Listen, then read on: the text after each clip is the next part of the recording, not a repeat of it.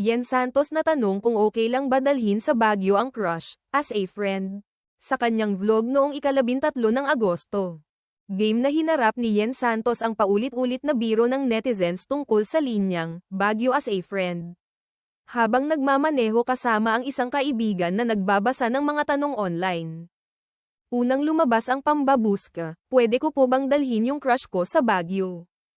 Pero as friends lang. Napatawa lang si Yen at pabirong sumigaw ng, ano ba? Ang catchphrase na ito ay galing sa isyong na-link siya noon sa isang personalidad matapos silang mamata ang magkasama sa Baguio. Na idinahilan umanong, magkaibigan lang. Mula noon, naging internet meme ang linya. Sa halip na maapektuhan, tinawanan lang ni Yen ang sitwasyon at ginawang lighthearted ang usapan. Pinakita niyang kaya niyang lampasan ang isyu at harapin ang panunukso ng may humor at pagiging sport. Para sa fans, malinaw na ipinapakita ni Yen na naka-move on na siya at hindi na pinapapektuhan ng mga birong paulit-ulit na binabalik ng netizens.